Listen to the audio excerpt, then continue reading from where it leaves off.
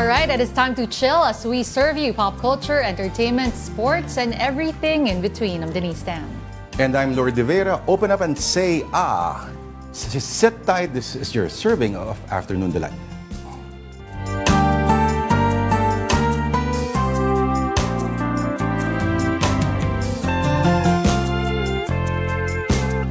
It is Friday, June 14. Your Magdiwang favorite day of the week. Magdiwang na tayo, weekend na. Lord, anong plano mo? Nalungkot ako. Bakit? Kailangan ko pala mag-work, magpinta. Ay, baliktad tayo. Oo. Ikaw. Pahinga. Nako, alam mo, manonood ka sigurado ka ng mga pelikula sa bahay, sa mga streaming. Masarap dyan kasama yung delight natin Of sa araw na course. ito. Oo. Ano to, Ano parang, ba yan, ensalada? Parang Filmex twist. Meron tayong sisig taco, soft shell tacos. Sisig taco. Nakakatawa, no? Na ang Kasi daming ang urig naman talaga na tacos ay soft. Oo. At ito, sino ang isa sa mga unang-unang nag-serve ng tacos sa Pilipinas? Sino? Magugulat ka. Oh. I mean, sa commercial na is this then, hindi pa siya part ng chain, but a resto called Greenwich. No. Na ika nga ng mga tiyahin mo ay Greenwich. Sila lang yung may tacos. Anong palaman? Anong nasa loob? Well, the usual. The ground beef. Oo. Ground beef. Tapos yung iba, dadayain ka, maraming lettuce. Mga fillers lang. Tapos yung parang paramdam lang halos yung a ghostly reminder of what should be ground beef. Yan.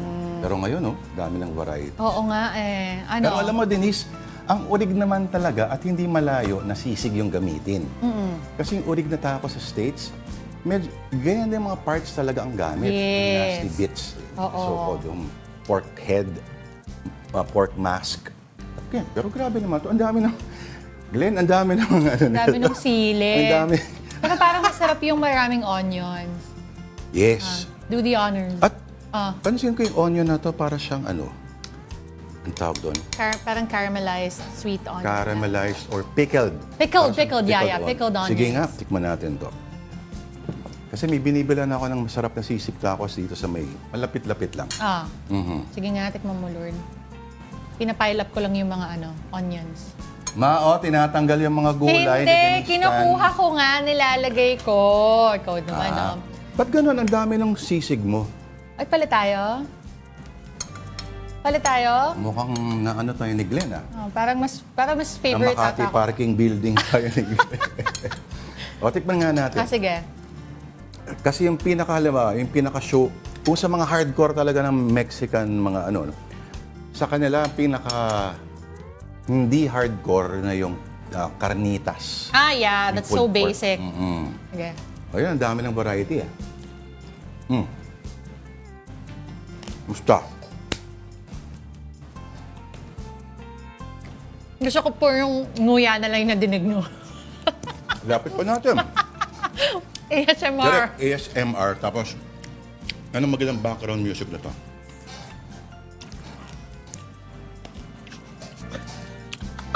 Mucha muchacha. Natawa ako for nguya.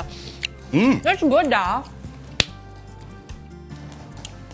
At walang mga dressing. Wala siyang Mask. sisig. Pero mas masarap siguro ito pag medyo maanghang. Wala siyang mga dressing, walang mga white sauce, walang sour cream. American style yun. Ito, yung kumontra lang sa yung thickness, yung pagiging ng pork, was yung juice from the pickled onion, yung asim niya, yung tartness. Try ko ito mamaya nung may sili naman. Diyan ka lang kukuha lang ako ng mainom. Ipang partner mo. Sige, habang... Meron na pala. meron na? Ayun na pala. Gusto Sige. ko hawakan mo, tapos makikiinom ako sa'yo kunyari. Okay. Recreation. Bango. Okay, sige. Ayan. Ayos ba? Buhay na buhay ka na Teka naman. muna, ibabalik ko sa kanya. Ibabalik ko sa'yo. Ay, babalik mo pa sa akin? Sige. Ayan. Nakiinom lang ako sa'yo kunyari. Akin talaga to. Sa'yo talaga yan. Sige. Sa'yo yung tequila na yan. Nako po. Eto, pag-usapan na lang natin ang ating mga storya on social Oo. media. Oh. Ano mga pinag-uusapan ba? Ito, on CNN.com, Taylor Swift's Edinburgh fans danced so hard it registered as a seismic activity. Seryoso ba talaga yan? Oo. Gaano ba sila kabibigat? At Siguro nagsabay-sabay din anong kasi. klaseng pagsayaw ang kailangan mong gawin para magkaroon ka ng reverberations? Siguro ito yung sabay-sabay tumatalon, sabay-sabay yung beat nila. Ganyan yung nangyari. So, she is in the stadium, in Murrayfield Stadium. Ayan, for the last 3 nights. Friday, Saturday, Sunday yun. Pero yung nag-register na yun was on June 7, nung Friday pa lang. Ito, nakalagay, detected by sensitive scientific instruments designed to identify even the most minute seismic activity many kilometers away. The vibrations generated by the concert were unlikely to have been felt by anyone other than those in the immediate vicinity. Kaya naman, sa Scotland to. Sa, dapat, Edinburgh. That parang dumadahak-dahak ka na rin. So kasi 73,000 fans naman daw yung present that first night. Ilan? 73? 73,000. Paano magkakasya yan sa isang... Sa bagay. Kasi sa floor pa, di ba? Oo. So talagang shake. Nagsishake Correct. talaga yung Nagsishake yung planeta.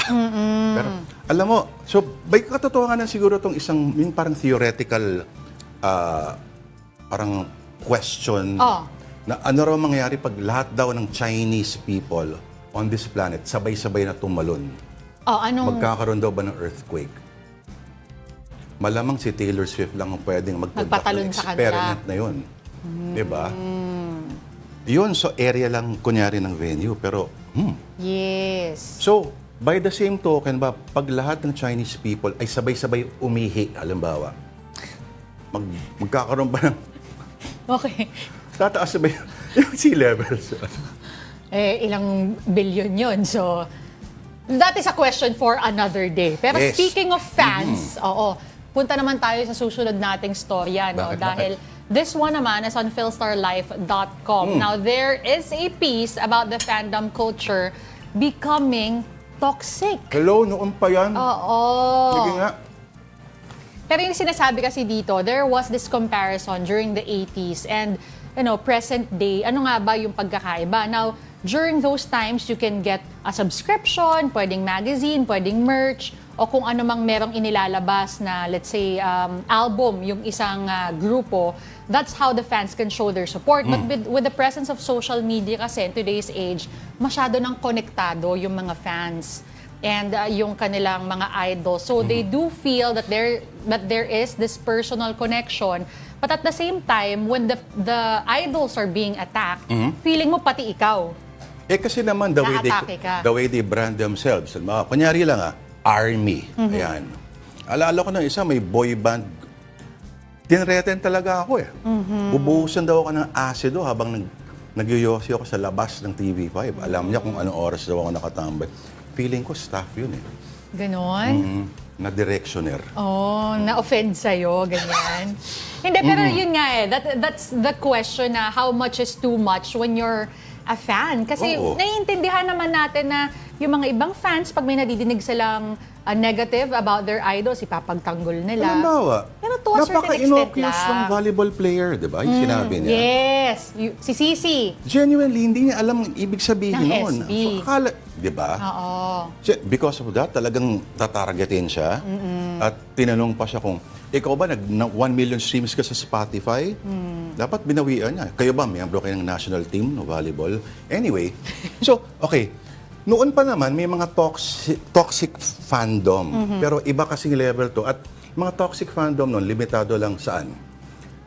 Okay, sa Europe, kunyari, football teams. Yan, ako yung hooliganism. Nako, bahagi yan ng national pride, ika nga. Sa basketball noon, ang mga ganyan, Crispa Toyota. Oo. Well, yun, hindi lang mga fans ang nagrambulan, pati yung actual teams. Sobrang hardcore nila, kailangan mo ng separate entrances para sa fans.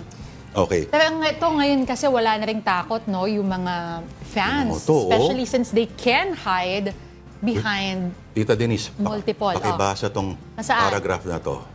Our recent developments suggest that fan culture has taken an even more sinister route, with chronically online cloud chasers sometimes even harming those they love. For example, Sesang behavior, a well-documented movement in South Korea where so-called admirers camp outside of their Huy! idols' homes. Talaga? Nako, leak their personal details and allegedly try to kill their opponents. Grabe naman yon. Personal details sino?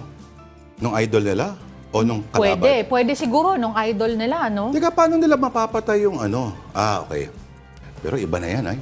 Nakakampo ka. Oo. O, iba kasi nagagawa ng sockmed. Eto, may tanong ako si Denise. Have you ever been part of a following or a fandom, quote-unquote, na naintindihan mo yung ganyang feeling? Hindi. Talaga? Oo. I mean, I would... Kahit sa school, halimbawa, ganyan? Sa school? Hindi, never. Talaga? Oh, parang let's say I would like a certain group or like a certain show, I would just follow it, I'd research more about it, I'd try to get to know kung ano yung mga nangyari, how it came to be, but not, hindi ako umabot dun sa punto na let's say ganito, na nag-aabang ako sa... Oo. Hindi. I think mas ano yung toxic dito, mas dinidescribe most of all, yung antagonism towards another Wala, fan hindi group. na ako umabot sa ganito. Well, ang paliwanag dito ng mga psychologists ay natural sa tao yung tribal instincts. At sinasabi nga, di ba, yung America daw is all... America can only be united if there's a common enemy. And before that, magkakaaway. Parang nangyayari ngayon, di ba? Sila nagbabangayan. So, ganun din. Ang fundamental instinct ng tao ay maggrupo-grupo tayo at mas tumatatag yung grupo natin, mas nagkakaroon tayo ng essence kapag may target. meron tayong perceived enemies. So, ganun din. So, ang perceived enemy natin ay boredom at hunger. Nagkakasundo ba tayo dyan, Denise? O, dito may sagot na tayo dun sa hunger. Oo. Okay, pabalik ako sa tacos. Oh, Ano mas gusto mo, yung soft tacos o yung Soft. crunch? Inisip ko nun, baka masarap. Di ba pag bata ka, mas gusto mo yung crunch? yes, totoo. So, tumira ako ng umorder ako sa yung food chain, taco chain, ang galing sa Amerika. Siyempre, fast food yun. So, umorder ako discount, pack of 6 yata. So, pangatlo pa lang na crunchy tacos, bumigay na ako. Bakit? Hindi mo nagustuhan? O nabusog ka? Parang nagsawa na ako. Pero pag ganito, hindi ka nagsasawa. Hindi. Ako, may isang in-orderan ako ng sisig tacos din. Nagkagaot talaga ako. Gusto ko yung detail na nagka-gout ka May talaga. isa ang pangalan nila, seryoso to Oh. Only Pans. Only As in Pans. pan, cooking pan. Yun yung ano nila. Ano kaya mga body parts ang sinaserve Body nila? parts talaga. Bakit? Kasi merong tenga, di ba? May Again. lengua. Oh. Sabi nga ni Anthony Bourdain, ang sisig daw, na-appreciate niya kasi lahat daw ng qualities that he looks for in food ay nandyan. Malutong, cartilagy, malambot, ano pa ba yun? Fatty, may meat ng konti, etc. etc. So, nandun daw lahat. So, sakto nga naman na kinokontrast mo itong yung soft dough, soft na tortilla, plus, yan, balanse. Balance. Ganun din. Ngayon, may mga chicken tacos. Ay, mga weird na fish Iba-iba. tacos, meron din. Wala namang per se weird eh. Ano lang, hindi lang tayo sanay, kumbaga. Pero sa ibang culture, madalas nilang ginagamit. Kunyari yung lengua, Yan. diba yung mga ganun. Pero ito, Lord, no, bago natin tikman pa at mas namnamin itong sisig tacos, punta naman tayo sa Wala ating... magbasa niyan, Dini. Okay, sige, punta tayo sa showbiz balita ngayon at makibalita tayo. Alamin natin ang thoughts ng ating entertainment producer sa so-called toxic fandom culture. Tito Von Belenario, ano nga ba sa tingin mo ang nangyayari dito sa fandom culture at ano ang mga updates mo sa amin from your showbiz balita? Nako, hello, Lloyd and Denise. No? Happy Friday and happy weekend. Grabe, it's a Friday talaga naman. Pero yun nga, no, bago tayo dumako sa mga mainit na balita sa mundo ng entertainment, tama ka dyan, Lloyd and Denise, mainit nga na pinag-uusapan yan toxic fandom culture na yan, no? Lalo pat naging maingay nga yung controversya sa pagitan ng SB19, yung mga 18, yung fandom ng SB19, at saka nga dito sa volleyball player na si CC, na talaga namang both of them nag-apologize na. Si CC nag-apologize na, and then at least naglabas na rin ng statement yung dalawang members ng SB19, si Pablo at saka si Stel, na sana pigilan na at wag na makipag-engage pa sa mga negativity pa sa social media. So I think tama yung report na yan. Meron talaga mga toxic fandom na sa halip na dapat good vibes lang yung pag-iidolo nila sa isang personality o sa isang grupo, parang lumalagpas na doon sa limit. Diba, Lord and Denise? Ikaw ba, Tito Von, na-experience mo na ba na tinroll ka o hinaras-haras ka verbally at least ng mga followers ng isang grupo o isang artista dahil hindi mo naman sinasadya, may nireport ka. Minsan may ganun eh. Oo. Kahit actual na nangyari, at sinabi mo, nireport mo lang yung nakita mo, aawayin ka pa rin nila. Ayaw kasi nilang may negative na nasasabi. Ano, may ganun ka na ba, Tito Not Von? necessarily may negative akong nasabi, pero may nai-report tayo at talagang dinumog tayo ng isang fandom. Hindi ko nila sasabihin kung anong fandom yon. Clue! Lalaki, babae? I think nangyari siya last year lang. I think nag-apologize naman yung management. Kinontak naman ako ng management. And kinausap naman nila akong ng maayos. Hindi ko nila sasabihin kung anong fandom. Baka umingay ulit. Pero malamang Pinoy yan, ano? Tito Von. Malamang Pinoy. Malamang Pinoy. Okay. Warmer. Ano kaya ito? Ang warmer. Malamang dance group. O yan, bago ka pa manghula, Bakit? Good and Denise. Nako, ito na nga. Ibabalita ko na sa inyo yung mga maiinit na balita sa mundo ng entertainment. At unang-una na nga rin, no, ito na naman si Zian Lim. Nagsalita na naman tungkol sa breakup nila ni Kim Chiu for the nth time. Yan yung sinasabi ng mga netizens Ano at ba? fans. No? Hindi ba may bago ng girlfriend yan? Oo nga, confirmed na rin, di ba? Yun nga. This is almost a week after nagsabi si Kim Chiu na sana tama na, let's give each other respect, etc. Sana matigil na yung mga ganitong statement. Nito lang, sa latest interview nga niya, no, binahagi niya na hindi siya ang nag-initiate ng breakup.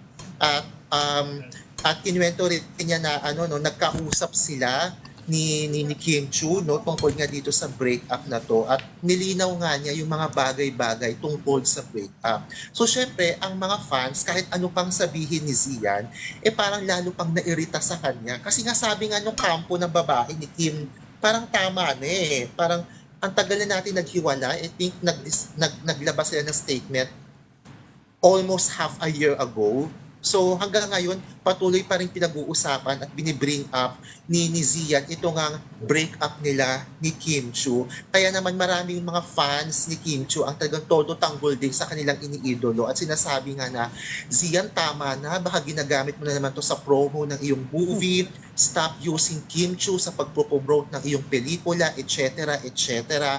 So si Zian naman, in fairness, sinabi rin naman niya na to stop na rin the bashing, to stop na rin the speculations ng fans at ng mga netizen. Kaya rin yung nasabi at naglabas ng pahayag tungkol nga yan. Lord and Denise, kayo ba, Lord and Denise, kapag yung mga ex nyo ba, gusto niya pinag-uusapan pa rin? O shut up na kayo? Nakatingin ako kay Denise. Yung mga ex, Tayo kayo sagot niya. wala na, parang kinalimutan mo nang nangyari. Ay, grabe. Bakit? Kanya-kanya yan. Hindi ba siya, naging bahagi naman siya ng buhay mo? Hindi ba pwedeng sabi yun? O kalimot talaga, parang eternal sunshine of the spotless mind. Oo, bye-bye. Goodbye forever. Pero Von, yung sinabi pero, mo na. sorry. Kung ikaw yung girlfriend na labaw ni Zian, ano mararamdaman mo? Oo nga, kung ikaw Ang yung hirap ex ni Zian, naman. Denise. No, syempre kung ako yung bago, I believe, Von, yung sinasabi mo to stop the bashing, dahil nababash sila nung bago ng girlfriend, di ba? Kasi for the longest time, ang sinasabi dito, may overlap or whatever, na clarify din naman ni Zian and ni Kim in the past. Pero kung ako yung girlfriend, siguro, ni Zian, na lang ako, sabihin ko na lang, stop na tayo, lay low na lang. Pag... Pero ikaw, Denise, kung ikaw yung ex ni Zian at patuloy ka pa rin niya pinag-uusapan, kahit ang tagal-tagal nyo ng break, anong feel mo? Hindi, kasi pwedeng defense siya ng lalaki ay Alam mo, sorry, ginagawa ko lang to. Magpapaliwanag ako. Kasi pinagtatanggol kita. Darling, ganyan, paano pag ganon? Kunyari ako si Kim. Hindi, Ay, ikaw ano? yung ngayon, yung current. Sinasabi ko lang, kunyari, alam mo, I have to speak up kasi binabanatan ka nila eh. Kung hindi naman ako apektado eh. Kung apektado nga, kaya niya ginagawa yun. Depende nga, hindi naman natin alam ang totoo. Pero kung ako yun, I Tawagan would just nga say, natin hindi ako siya. apektado. Hindi ka dapat affected. Oo. Oo. Pero, Kung alam mo naman na wala kang ginawa, hindi ka dapat maapektuhan at hindi nyo na kailangan gumawa ng extra explanation na ganyan. paano pag sinabi ni... Ano ba to? Naging ano na? Theoretical question. Legit ba halimbawa na excuse ang sorry, I have to say this kasi realistically, kailangan nag-stoke ng konting, alam mo yun, noise, attention, kunyari, para hindi man mawala sa public eye. Ito ba ilihit, katanggap-tanggap ba itong excuse para sa'yo? Kung ako yung ex, syempre hindi. Ba't mo ako idadamay? Pero kung ikaw siguro yung current, baka maintindihan mo as a Yun nga legit eh. excuse, di ba? Parang ganito na ako bago pa pumasok ikaw sa buhay ko. Pero, kung ikaw yun, anong gagawin? Von, kung ikaw Feeling ko yun, hiwalayan mo ikaw agad yun. naman. No? Oo. Ikaw, Von, anong gagawin mo? Kung ako yung ex, parang maiinis na rin ako. Diba? Kung lagi akong binibring up sa issue or kung may lagi niya pag-uusap. Kasi kung ako naman yung boy, kung ako naman yung guy, at tinatanong sa akin yung tungkol sa breakup, ako, feeling ko magpapaka-gentleman ako na I don't wanna speak about it anymore. Parang respeto na rin sa akin Correct. at dun sa naging karelasyon ko noon.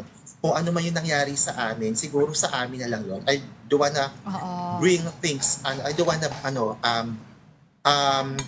make kwento pa of what happened. Kasi Para, clarify you niya know, pa, Von, no, na parang si Kim yung nag-initiate, tama ba? Oo, sinabi 6 months ni after. Zia na si Oo. Kim daw ang nag-initiate. So maraming tumaas yung kilay na parang kailangan pa bang sabihin yan Oo. publicly? Saka ngayon pa, after 6 months.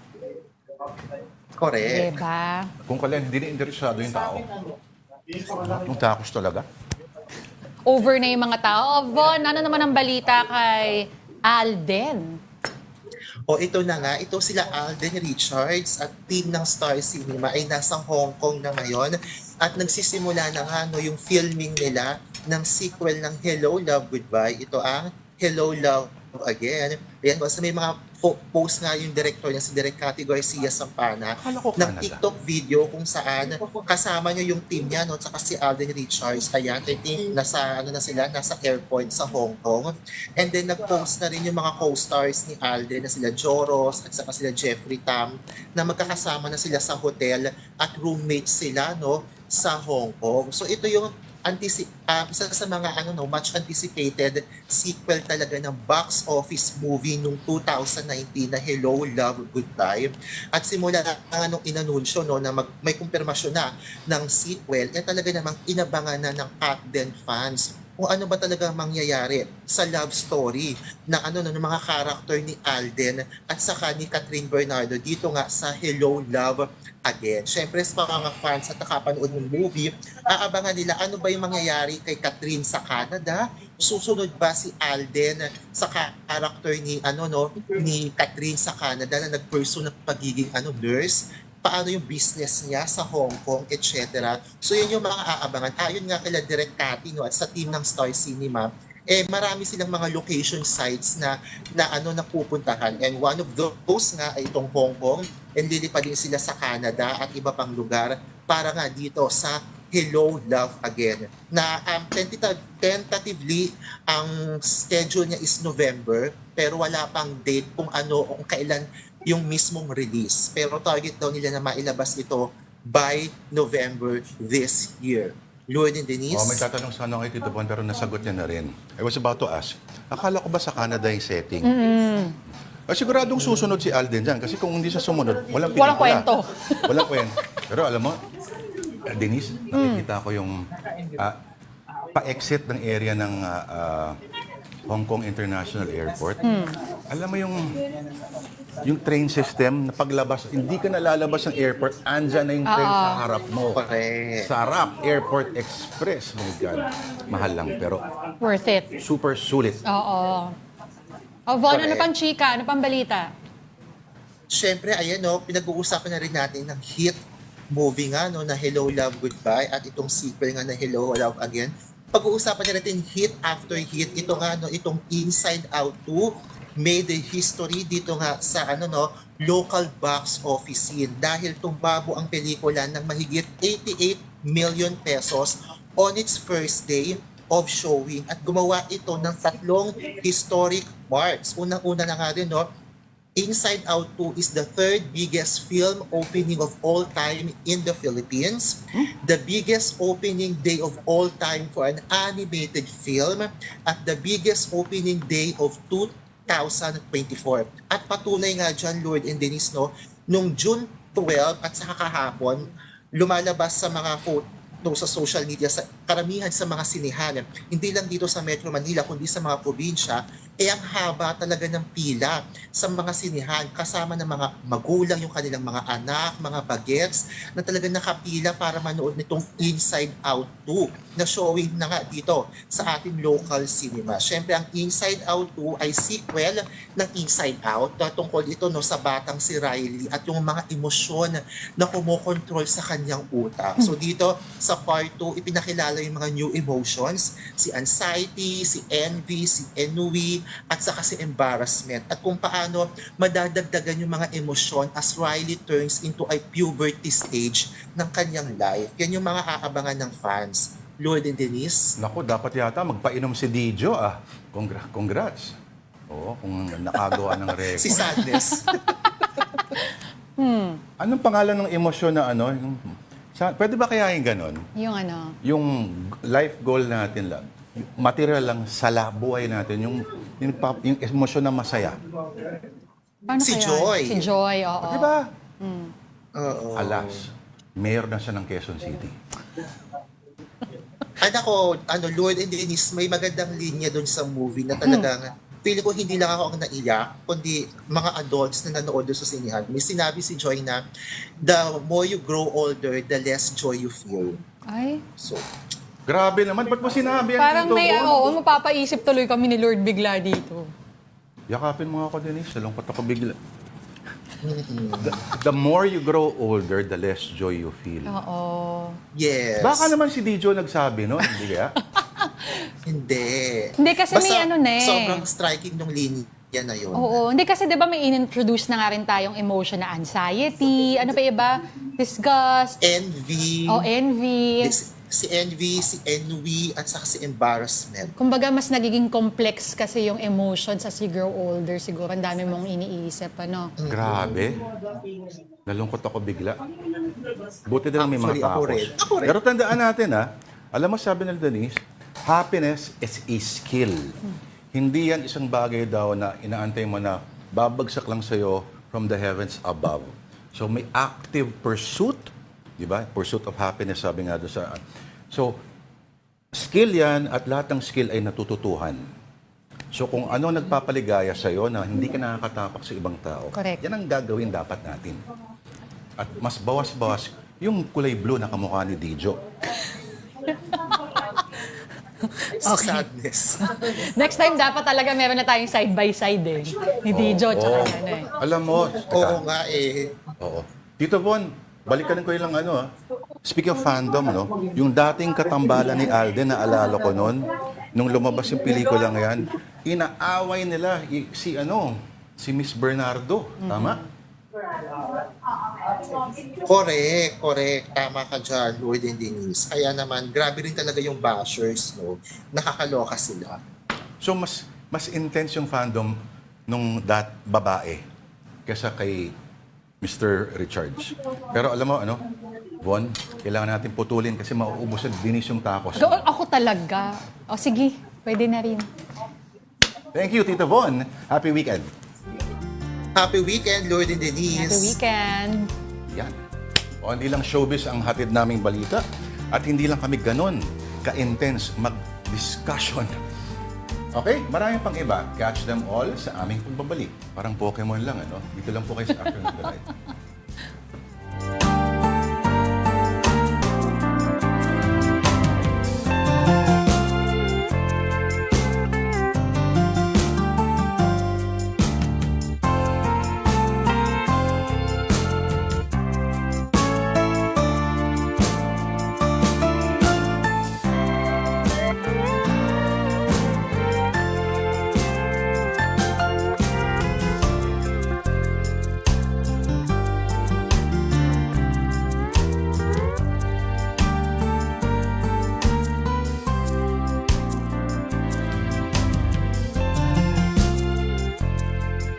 Alright. Nagbabalik ang Afternoon Delight dito po sa One News. Siya si Lourdes De Vera at ako naman po si Denise Tan. Thank you for staying with us. President Bongbong Marcos has signed a law creating the Negros Island region. The details from Mobile Journal, Julie Taiza. Negros Occidental at Oriental, Bacolod City at Siquijor. Lahat ng yan pag-iisahin na sa Republic Act 12000 o Negros Island Region Act. This union is long overdue and makes very practical sense, especially in the Negros Island, where people are located on one island but are governed under separate administrative regions. Sa ngayon, bubuo na ng technical working group para ilatag ang roadmap o plano sa institutional arrangements at organizational development ng bagong Negros Island Region. Kasabay niyan, patuloy ang panawagan ni PBBM sa dalawang kapulungan ng Kongreso na ipasa ang iba pa niyang mga priority bills bago matapos ang taon. 17 raw lahat yan na makatutulong sa pag-unlad ng bansa. To our fellow workers in both the houses of Congress, I implore that before the year end, that laws which are more inclusive, responsive, and people-centered to be passed. And we are deep in discussion about that. Mobile Journal Julie Baiza po, hatid ang mukha ng balita. Now here is a quick rundown of our other stories. 3 overseas Filipino workers died in a fire that gutted a dorm in Kuwait on Wednesday. 2 other Filipinos are in critical condition while several others were injured. Kuwaiti police have arrested at least 3 people for suspected manslaughter. 50 people were killed in the blaze. The Department of Foreign Affairs condemns the attack on a ship carrying Filipino crew members off the Red Sea on June 12. The DFA assures it will take all measures to secure the safety and well-being of OFWs aboard MV Tudor. Houthi militants have claimed responsibility for the assault, which left the ship seriously damaged. And Malacanang has announced the new appointments, among them Jaime Santiago as National Bureau of Investigation Director, replacing Medardo de Lemos. Singer and composer Anthony Castelo is Vice Chairman and Chief Operating Officer of the Bataan Shipyard and Engineering Company. Raymond Anthony Dilag has been named Commissioner of the Presidential Commission on Good Government. And the Energy Department expects a big-time oil price hike next week. Gasoline could go up by at least 60 centavos per liter, diesel by 1 peso and 45 centavos, and kerosene by as much as 1 peso and 90 centavos a liter. The DOE cites as factors for the increase U.S. crude inventories and interest rate cuts and reduced oil exports from Saudi to China. All right, Denise. Meantime, several lawmakers are calling for the absolute banning of all POGOs. But the Packard chief says that government stands to lose a lot if this happens. Mobile Journal Francis Orsho reports. Philippine offshore gaming operators or POGOs are getting a lot of heat over links to organized crime. But for PAGCOR, the agency tasked to regulate the industry, legitimate POGO companies should be given a chance. PAGCOR Chairman Altenco said the agency has done a major cleanup since the Marcos Jr. administration took office. From nearly 300 POGOs, the number has been cut down to 46 active and licensed offshore gaming firms. Sana po bigyan naman natin ng pagkakataon yung 46 na license fees natin ngayon dahil sila po yung nag-ahanap buhay ng maayos at matino. And the government is deriving close to about 20 to 22 billion pesos in terms of license fees po and payments to the BIR. So where did the rest go? PAGCOR says most are no longer in their previous declared offices. However, they don't have the power to go after these unregulated operators. PAGCOR does not have any police powers, no? So we have been coordinating with our police authority and other departments of the government through a task force. Kami po ngayon ay nagpapalitan ng mga informasyon nang sa ganon, ito pong mga illegal operators na ito ay masugpon at mahuli na. Tenko said the properties where illegal pogo firms used to operate are being forfeited by the government. For Senator Win Gatchalian, PAGCOR is having a hard time operating with its conflicting mandate. Yung PAGCOR, talagang nila ito, responsibilidad nila ito. Importante na nagre-regulate sila. Ang nangyari kasi ngayon, yung PAGCOR, dual personality, may operation at may regulation. Dahil dito sa conflict of interest, hindi sila nagre-regulate ng mabuti. At nakita nga natin doon sa case ng Banban na mayroong 24/7 na PAGCOR personnel doon pero nakalusot pa rin sa kanila yung operation sa Banban. Kung ikaw ay aktibong regulator, dapat hindi makakalusot to sa'yo. Tenko said he agrees. In the amendment that we are proposing, we want PAGCOR to be purely a regulatory company. Currently, there are calls for an outright ban on Pogo amid its perceived negative social impact and possible threat to national security.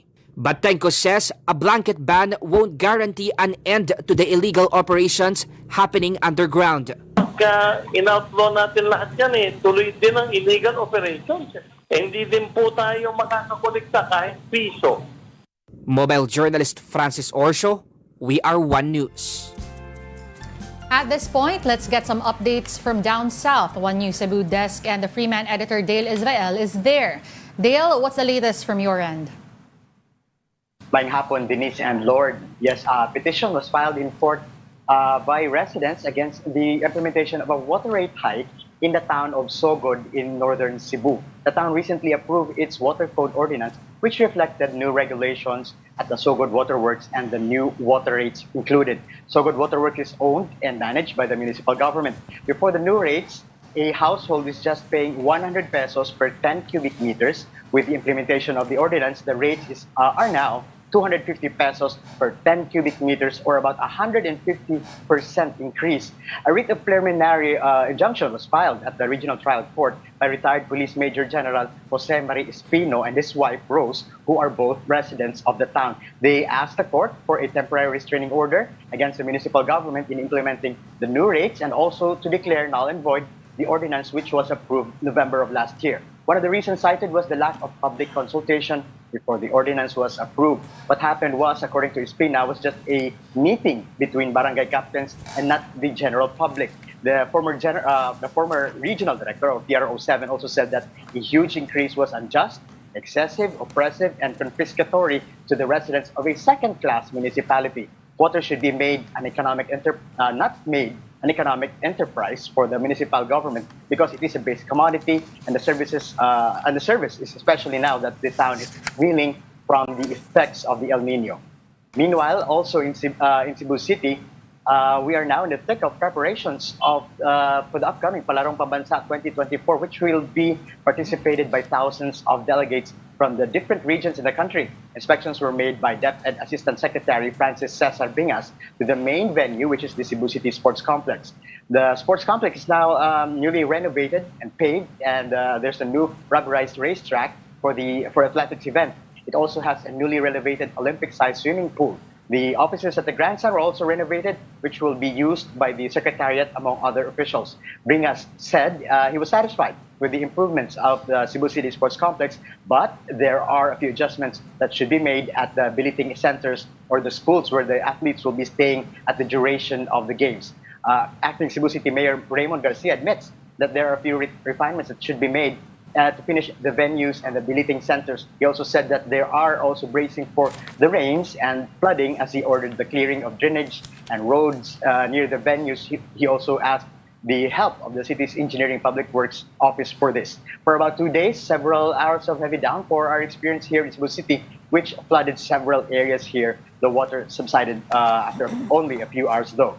Garcia earlier slashed the local budget for the Palaro from 405 million pesos to only 262 million pesos because the other items which he described as unnecessary expenses. The budget was prepared during the administration of now suspended Mayor Michael Rama. The opening of the games will be led by President Bongbong Marcos himself.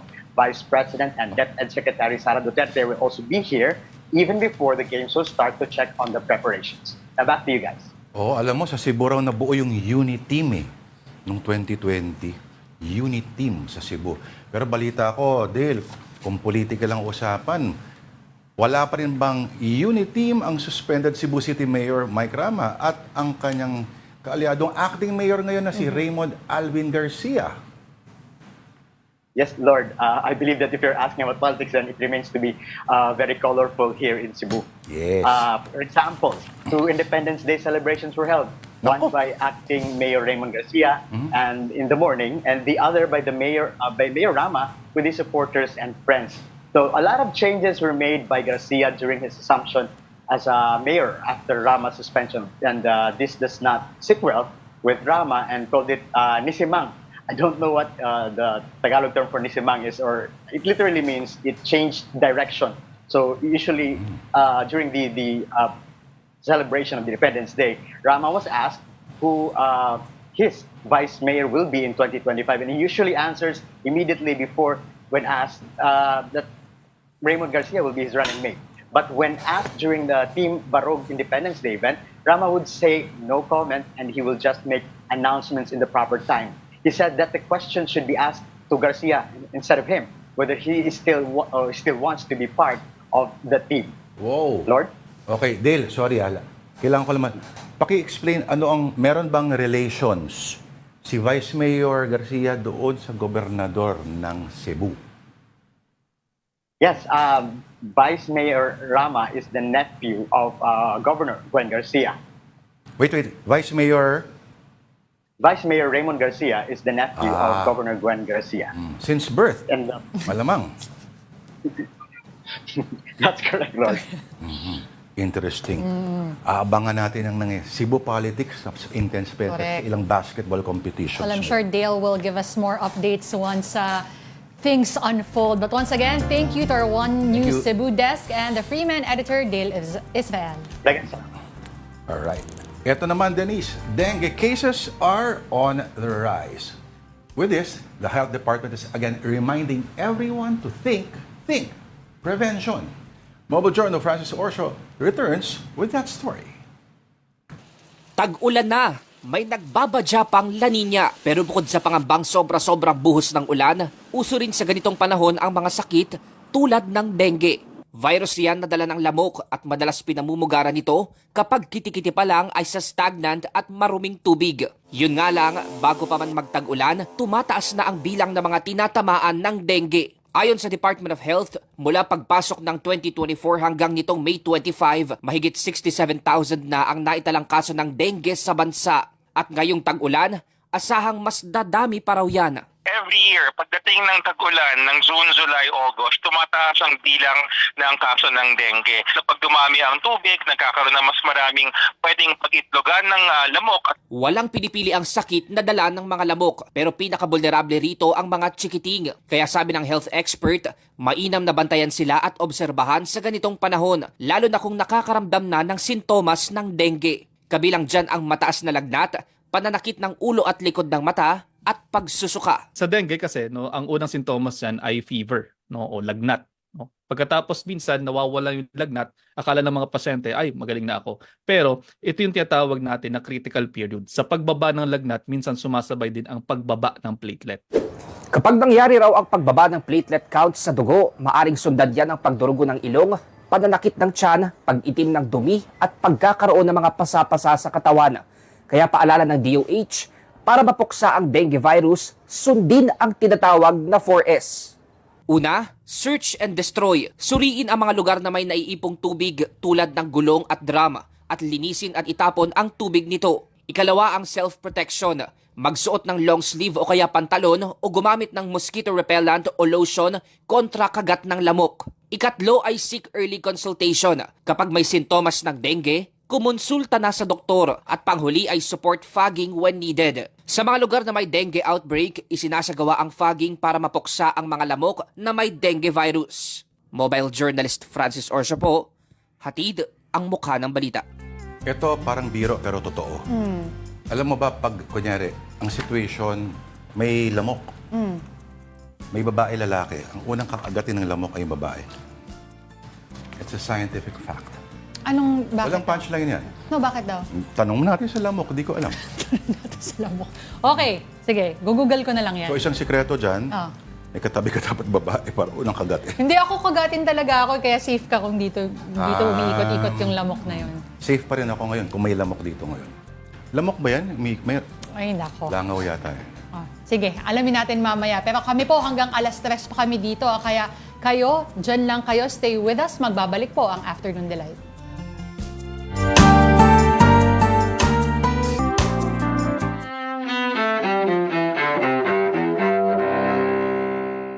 June 14th, 1940. During World War II, Paris falls into Nazi hands as German troops enter France's capital. That same day in German-occupied Poland, the Nazis open a concentration camp at Auschwitz. 1985. Shiite Muslim militants hijack TWA Flight 847 shortly after takeoff from Athens, Greece. He has pulled a hand grenade pin and he is ready to blow up the aircraft if he has to. We must, I repeat, we must land at Beirut. We must land at Beirut. No alternative. The hijackers demand the release of hundreds of Lebanese from Israeli jails. They force the plane to crisscross the Mediterranean, landing in Beirut 3 times. The 17-day ordeal ends after the hijackers kill a U.S. Navy diver and dump his body on Beirut's tarmac. 1777.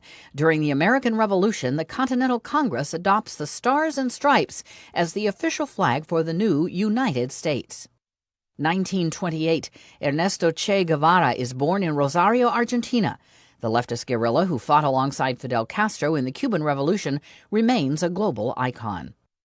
And 1946. You're fired.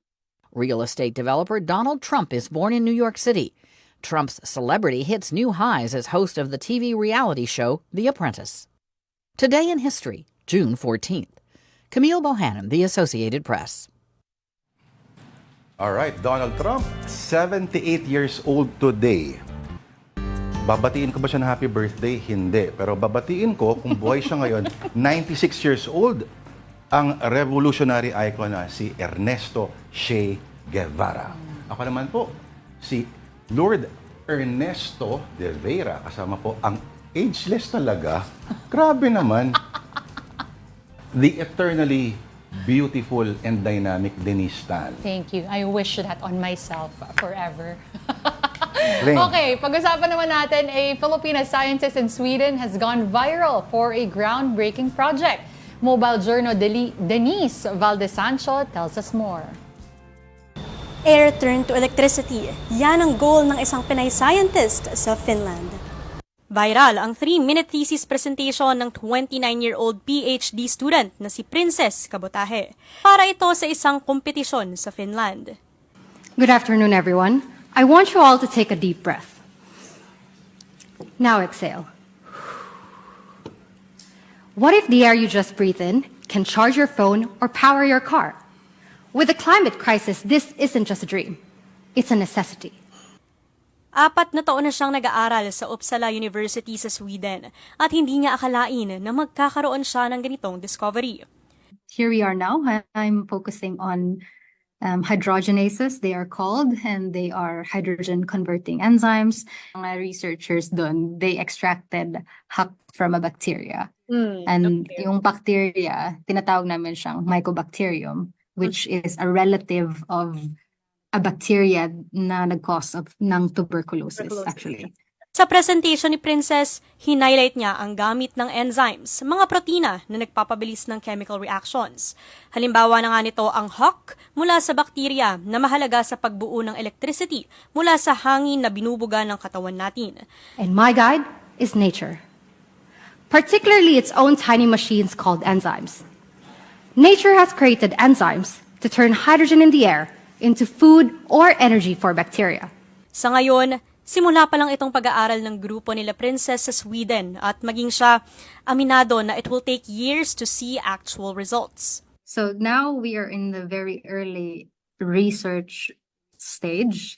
We are more into the fundamental knowledge of everything. If we have more grants, we have more researchers and scientists who are very interested in joining us in this field, then that would accelerate the progress of this field. And Turning complex concepts to simpler stories has always been a thing for Princess. Kaya ang kanilang thesis umabot pa sa top 3 finalists ng contest. Kasabay nito, 2 things keep Princess Number 1 motivated. is my passion for this topic. And then number 2 is like, what could be what it could be my contributions to make the world a better place. Ang mensahe niya para sa aspiring scientists, I hope that I would serve as an inspiration for students out there, and then they would see a Filipina or a Filipino being on a global or international stage and achieving things like this, and it's possible. patunay nga si Princess that everything is possible with an open and curious mind. Mobile Journal Denise Valdesancho po, hatid ang mukha ng balita. Pag na-perfect yan, libre na kuryente mo, pero ika nga nila, dapat daw si Gary Valenciano i-appoint na Energy Secretary. Kasi nga, Mr. Mr. Pure Energy. Pure Pasok lang na po. pasok yung joke mo, ha? Papalapit ng celebration natin on Sunday. But, as mentioned, it is Friday. And if you have no weekend plans yet, these events may be for you. Creators and artists from the LGBTQIA+ community will present their masterpieces at Comiket Pride. Pride-themed merchandise will also be available. This event happens on June 14 and 15, 10 a.m. to 8 p.m. at Ayala Mall's The 30th. Entrance is absolutely free. Meantime, fans can catch Marvel Universe live at the Mall of Asia Arena until June 16. The action-packed show features more than 25 Marvel characters such as Spider-Man, Iron Man, Captain America, and the Black Panther. Still in Pasay, ToyCon is 21 years old this year and is happening at the Mall of Asia complex. The Filipino Pop Culture Convention will be from today until Sunday, June 16. ToyCon 2024 features international performers and J-pop, P-pop, and K-pop acts. Tickets are selling from 500 to 1,300 pesos. And it is Father's Day weekend. Several restaurants and hotels are offering discounted food packages and accommodations. Most malls are also featuring treats and acoustic performances for dads. Check them out and enjoy. And speaking of daddy, tatay, tatang, papa, itay, dada, at lahat pa ng mga tawag dyan, lalong-lalo na raw sa joke ni Woody Allen. In Brooklyn, they're called something. It begins with the word mother. Anyway, para sa kanila, ang isaw natin ang mangyayari po sa Sunday. This is I Saw the Signs.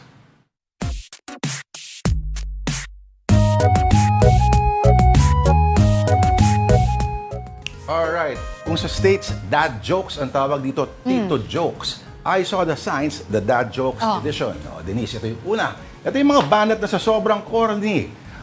Babatuhin mo yung screen ng TV mo at magkakaroon ng napakalaking lamat. Anong sabi ng Daddy Donut sa Baby Donut na nasa taas ng puno? Do not fall. Hindi. Ano? Anak, Bavarian. Nakakainis.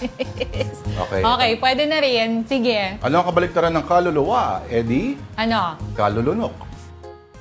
May point ka naman. Denise, anong tanong ng Baby Ulan sa Daddy Ulan? My God. Ano? Ihanda na po. Tay! Nay! Tay! Ambon ba ako?